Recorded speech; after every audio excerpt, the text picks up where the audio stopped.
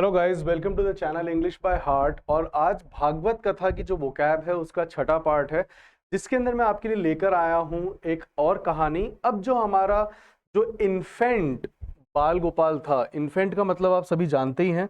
Infant का मतलब होता है जो शिशु होता है, उसको हम कहते हैं इन्फेंट। अब जो हमारा इन्फेंट है, अब उसका चाइल्डहुड चालू हो चुका है।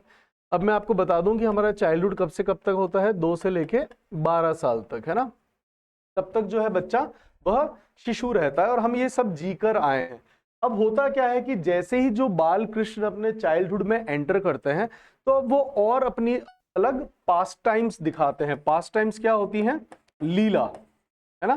तो वो अपनी अब बाल लीलाएं दिखा रहे हैं। अब वो बड़े हुए हैं थोड़े से, तो अब क्या है कि वह माखन जो है वह स्टील कर रहे थे अपनी माता यशोदा से भी, और वह आसपास के गांव में भी।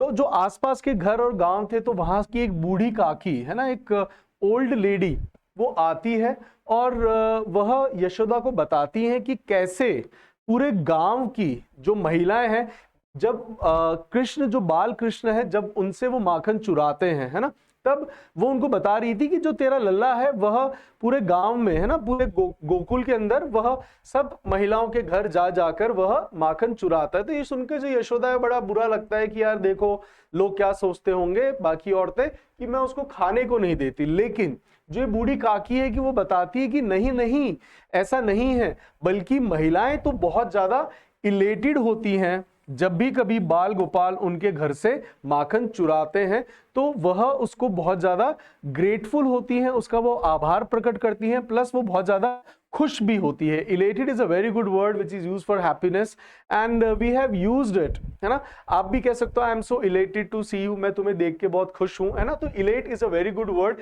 जिसका मतलब ही होता है खुश होना।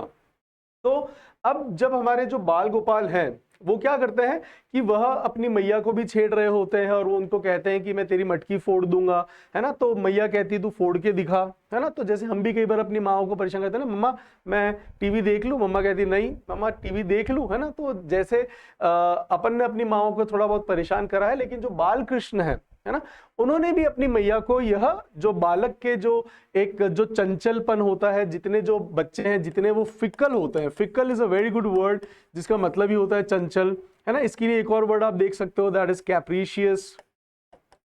कैप्रीशियस भी होता है मनमौजी, है ना। तो जितने ज्यादा वो कैप्रीशियस थे, वो उतना ही उनको आनंद दे रहे थे। अब होता क्या है कि वह मजाक मजाक में माता की मटकी फोड़ देते हैं। अब माता उनके पीछे लाठी लेके उनको थ्रैश करने के लिए घूमती है। गाइस, मैंने वर्ड पहले भी अपन देख चुके हैं। थ्रैश का मतलब होता है पीटना, दैट इज टू बीट, है ना। जिनको नहीं पता है बीट का मतलब भी, तो मैं आपको बता दूं, बीट का मतलब भी होता है पीटना, और trash is a very good word and हम सभी को मिली थी। मैंने आपको इससे पिछले वीडियो में उसके लिए फ्रेज भी बताया था, that is blessings in disguise. जो हमें बुरी लगती हैं लेकिन वो होती हमारे फायदे के लिए हैं, that is blessings in disguise. ये बहुत सारे एग्जाम्पल हमें पता होना चाहिए एंड अपने पेरेंट्स की मार का बुरा नहीं मानना चाहिए। अब आप देखिए कि नारायण आगे आगे भाग रहे हैं और जो यशोदा उनके पीछे, वह बैटन, बैटन क्या होती है? छड़ी। जो लाठी होती है जो पुलिस वालों की, उसको भी हम कहते हैं बैटन, राइट। तो जो यशोदा है वो पीछे पीछे बैटन लेके घूम रही है उनको थ्रैश करने के लिए, और वो आगे आगे भाग रहे हैं। अब जब यशोदा थक जाती है, क्योंकि जो बच्चे हैं दे आर वेरी बॉइस्ट्रस, जो बच्चे होते हैं वो बहुत ज्यादा बॉइस्ट्रस होते हैं, बहुत ज्यादा एनर्जेटिक होते हैं, बहुत ज्यादा ऊर्जावान होते हैं, तो उनको पकड़ पाना is next to impossible. I am experiencing that, I have a child of 3 years, so I know that how boisterous they are and how difficult it is to be after them, है ना, कि उनके पीछे रहना कितना मुश्किल होता है, क्योंकि वो बहुत ज्यादा बॉइस्ट्रस होते हैं। तो अब क्या करती है, जब मैया उसको पकड़ती हैं, तब वो कहती है कि अब मैं तेरे को रस्सी से बांधूंगी, मैं तेरे को यहीं बैठा दूंगी जिससे कि तू भाग नहीं पाए। लेकिन अब नारायण यहाँ पे क्या कला करते हैं कि जब वो माता उनको बांधने लगती है, तब यहाँ पे जो नारायण है वह एक मैनोवर चलते हैं। मैनोवर is a very good word. मैनोवर का मतलब ही होता है ट्रिक, एक स्ट्रैटेजी। यहाँ पर वो स्ट्रैटेजी, एक ट्रिक अपनाते हैं कि वो जो रस्सी है वह उनको नाप नहीं पाती, वो उनको फोल्ड नहीं कर पाती। नारायण है अब नारायण को तो कैसे अपन नाप लें, है ना, तो वह उनको छोटी पड़ जाती है मैया के हाथ में बार बार, लेकिन मैया बहुत सारी रस्सी लाई होती तो उनको आखिरकार शी सक्सीडेड, क्योंकि बहुत बार थ्वाट होने के बाद में जब वह छोटी छोटी रस्सियों से जब वो बांध नहीं पा रही थी और वो बार बार थ्वाट हो रही थी, फेल हो रही थी, तब वो यहाँ पर एक रस्सी लेकर आती है और वह उस एक रस्सी से उनको बांध देती है और उसके ऊपर बैठा देती है ना, जो यहाँ पर एक व्हाट डू वी कॉल, एक स्टैंड जैसा था लकड़ी का, उसके ऊपर वो उनको बैठा देती है। अब यहाँ पर जो हमारा कान्हा है, जो बाल कृष्ण है, वो एक और मैनोवर चलता है, एक और ट्रिक चलता है वो उसको घसीट के ले जाता है और दो पेड़ों के बीच में उसको बांध फंसाकर और अपना पूरा जोर लगाता है और वह उन पेड़ों को गिरा देता है। अब जब वो पेड़ गिरते हैं तो उसमें से दो यह व्यक्ति निकलते हैं। अब ये व्यक्ति कौन थे? यह कुबेर के दोनों बेटे थे। और ये अब विष्णु को, जब विष्णु जो है नारायण, जब ये पेड़ों के उस फॉलिएज में, फॉलिएज क्या होता है? फॉलिएज होता है झुड़मुट। तो जब वो पेड़ों के उस फॉलिएज पर बैठे होते, क्योंकि पेड़ आके गिरा, तो वह जो कृष्ण है, बाल कृष्ण, वो उस फॉलिएज में ऐसे बैठे होते हैं। अब जैसे ही यह दोनों बाहर निकलते हैं, है ना, जो ये पेड़ों में समाये हुए थे, मैं ये बताते हैं कि हे कृष्ण, बहुत बहुत धन्यवाद कि आपने हमें इस पेड़ रूपी जीवन से आपने हमें साल्वेशन दिलाया, मोक्ष दिलाया और हम इस मृत्युलोक से अब फ्री हुए हैं। अब ये कहानी बताते हैं कि एक्चुअली हुआ क्या था। एक दिन हम अपने बहुत ज्यादा पावर के नशे के अंदर, पैसे के नशे में, क्योंकि ये दोनों कौन थे? ये कुबेर के बेटे थे, नंद कुबेर और मणिकरण, ये जो इनका नाम था। बोले कि ये हम दोनों का नाम है और हम कुबेर के बेटे हैं।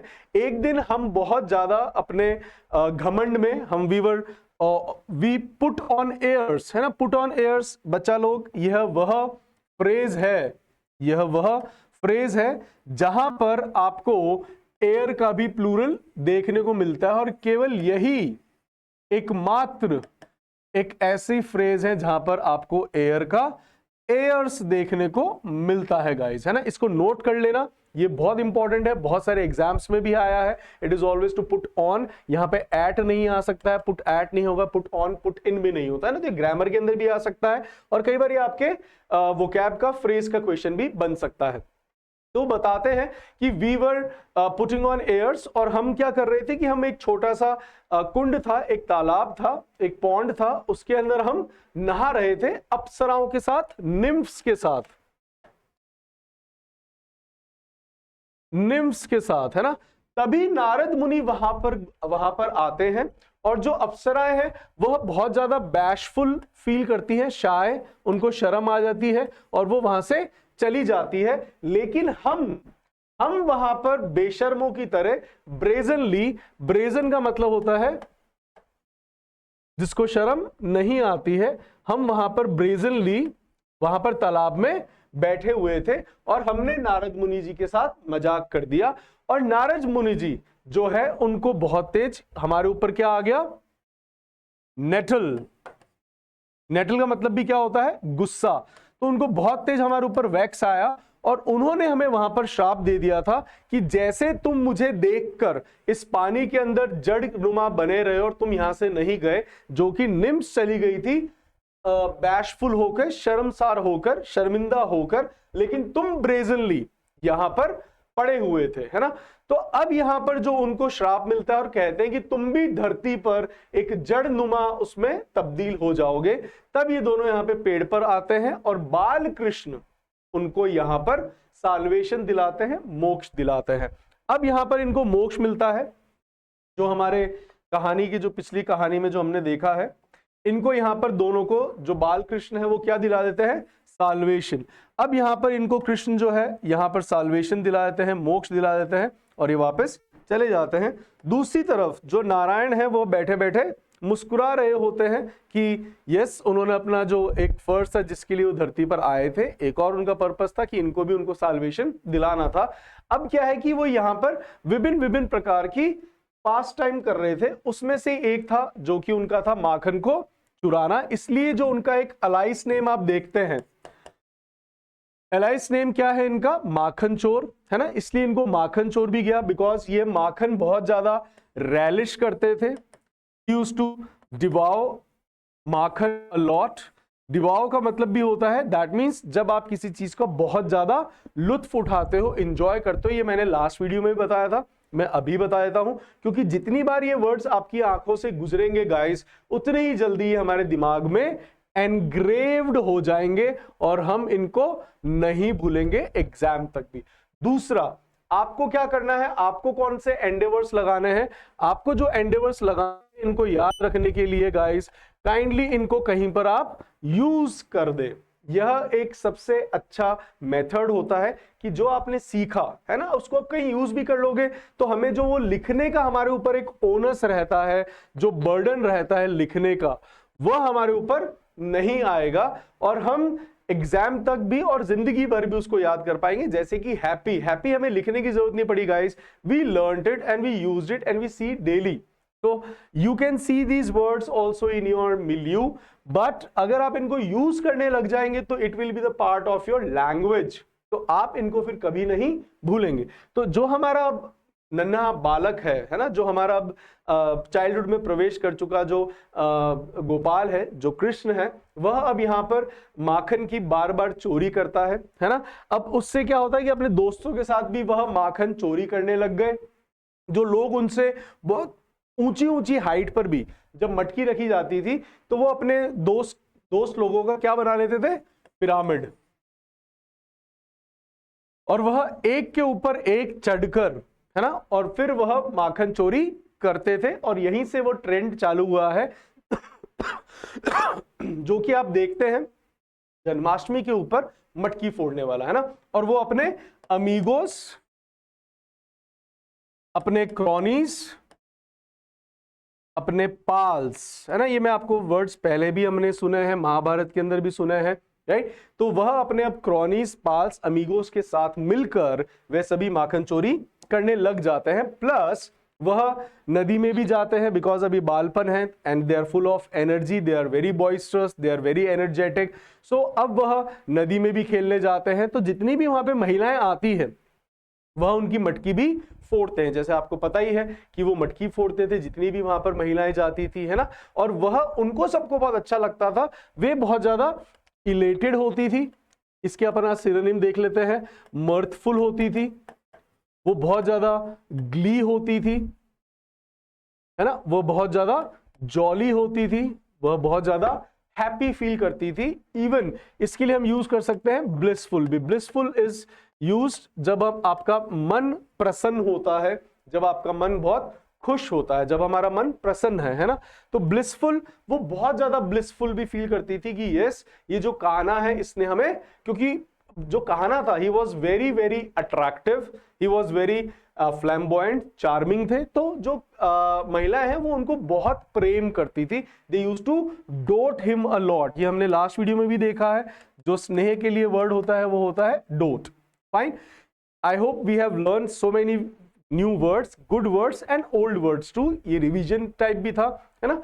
तो अगर आप भी चाहते हैं गाइस, जो आज पहली बार व्यूअर्स जुड़े हैं, जिन्होंने पहली बार वीडियो देखा है, अगर आप भी चाहते हैं इसी तरीके से कि आप कहानियों के माध्यम से वोकैब को याद कर पाएं और जो आपके ऊपर लिखने का ओनस है वह थोड़ा कम हो जाए, तो आज ही सब्सक्राइब करें चैनल, जहां पे आपको देखने को मिलती है वोकैबलरी कहानियों के माध्यम से। और जल्दी आपके सामने आने वाला हूं ग्रामर की गीता लेकर, जहां पर आपको ग्रामर की बारीकियां बहुत ही अच्छे ढंग से और गीता से रिलेवेंट आपको रिलेट करके समझाई जाएंगी, जिससे कि आप उनको जिंदगी भर ना भूलें। तो आज ही सब्सक्राइब करें channel English by heart by Tarun Swami, जहां पर आपको मिलेगी इंग्लिश की सभी चीजों का solution. That is the panacea of English. Panacea क्या होता है? पैनेसिया होता है सभी बीमारियों का एक ही इलाज, दैट इज पैनेसिया। तो यह आपके लिए एक पैनेसिया रहेगा। तो मिलते हैं अपन नेक्स्ट वीडियो पार्ट 7 के अंदर।